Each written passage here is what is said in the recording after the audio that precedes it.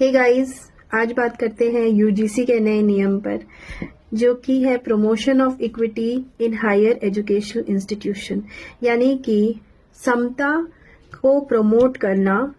हमारे देश के जितने भी उच्च शिक्षा संस्थान हैं उसमें सभी में समता को प्रमोट करना।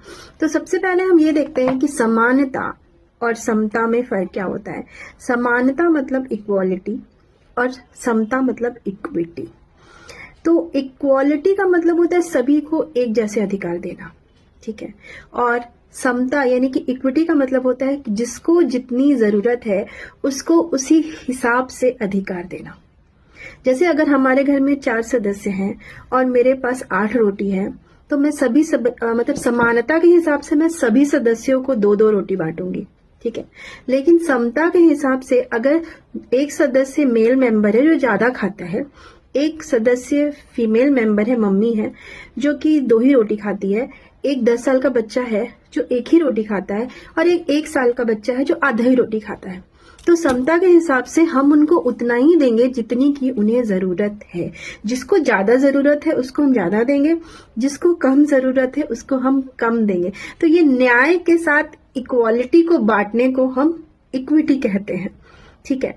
तो हमारे देश में क्या इक्विटी कास्टिज्म को प्रमोट करता है?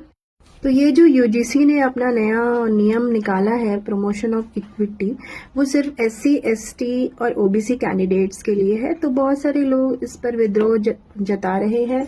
बहुत सारे लोग क्रिटिक्स कह रहे हैं कि ये अनफेयर है जनरल स्टूडेंट्स के साथ, और ये बहुत सारी चीजों को प्रमोट कर सकता है, डिस्क्रिमिनेशन प्रमोट कर सकता है, मार्जिनलाइजेशन प्रमोट कर सकता है।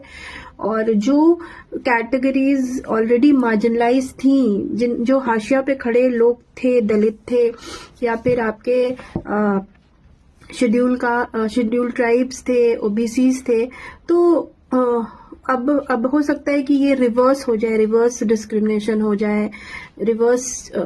तो बहुत सारे लोग अपना सजेशंस इस पर दे रहे हैं, और आप भी अपने सजेशंस इस पर दीजिए। आपको क्या लगता है कि क्या इक्विटी हमारे देश में कास्टिज्म प्रमोट करती है?